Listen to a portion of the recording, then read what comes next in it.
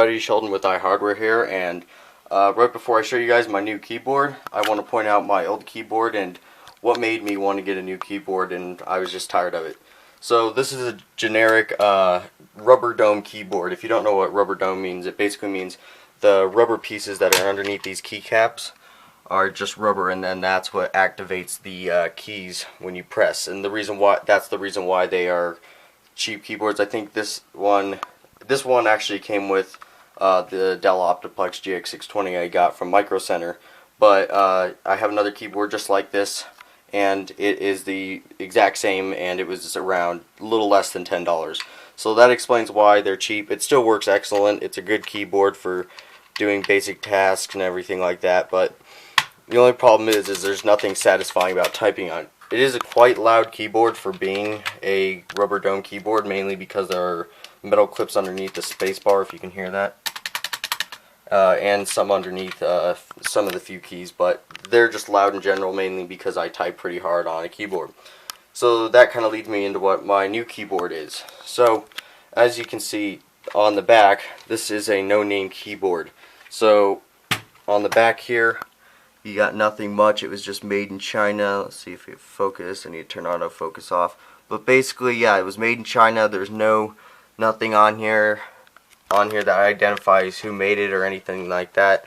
There's like a little cover here. I was wondering what that was for, but nothing too much. Very generic keyboard. Works. It's only 103 keyboard too, as you can see down here. There's only one Windows button right here, and the control button and the right click button are a little bit bigger, and this enter key is a little bit bigger. It's only a 103 key keyboard, so not your standard keyboard right there, but still gets the job done. So what I'm trying to lead over to here now is this is my new keyboard. And no, it is not a Model M, but it is a Model M. So this company called Unicomp is the company who manufactures these keyboards.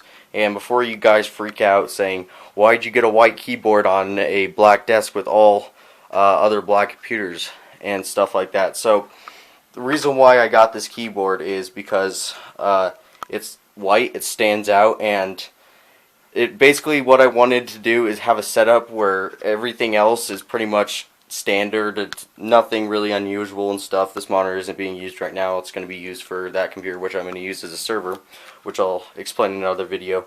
But basically, I wanted the keyboard to stand out from everything else on my desk, and boy does it.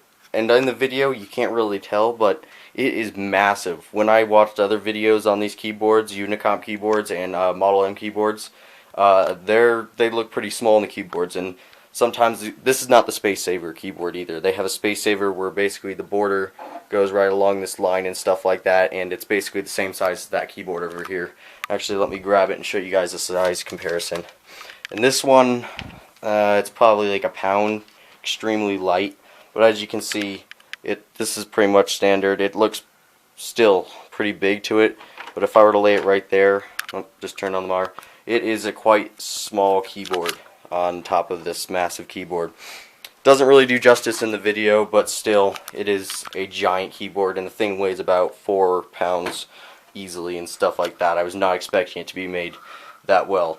Another thing I wanted to point out is I've watched a few videos on these keyboards, and I haven't seen any. I've only seen about like 2 other keyboard videos with this keyboard. This is the classic 104 keyboard, 104 keys, because it has both the Windows buttons and stuff like that. It has 104 keys. Yeah, and basically everyone else that I saw on YouTube had the black version, so it's a black keyboard with gray style keys. So basically this color key a little bit more of a gray tint. If you guys want to look that up, you can see.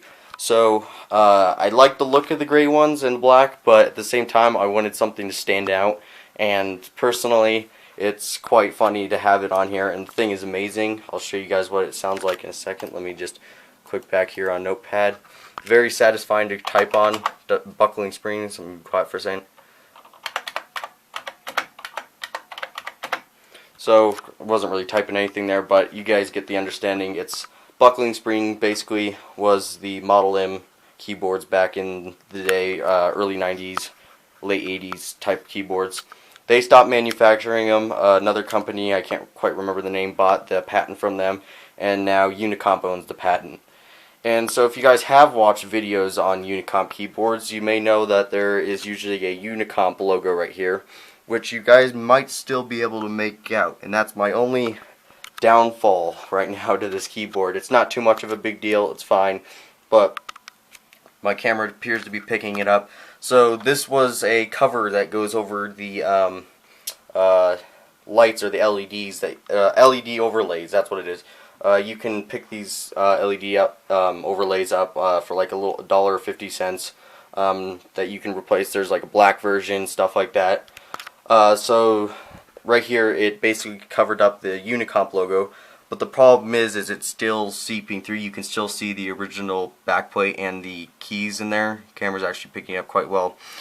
Not too much of a big deal. I like having this cover on there. Let me see if I turn off the num lock, if that shows it a little bit better. But still, it's not too much of a big deal, and I like the way it looks without it, but I wouldn't mind without it on.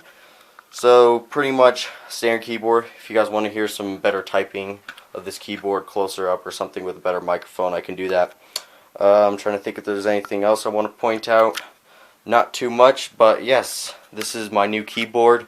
Much better than the standard $10 keyboard. I picked this up for around $80 with, I believe, this was not customizable, so it all totaled out to, I believe, around a little bit over $80. So they are very well built keyboards, don't get me wrong on that. It may seem like, it looks like, if you're not into keyboards, you might think, okay, this is a really crappy keyboard. It's not. It's very well built. Trust me, it'll probably last over 10 years, if not. Model M's, there's a bunch of them still out there, and they're still working fine to this day.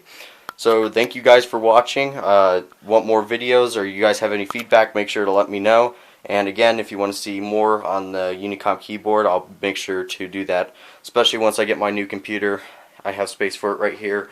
I'm looking forward to building that sometime this summer, and the laptop will be gone, so it's going to stand out quite a lot, and that's what I like about it. Alright guys, thanks for watching. This is Sheldon with iHardware, and I hope to see you guys again.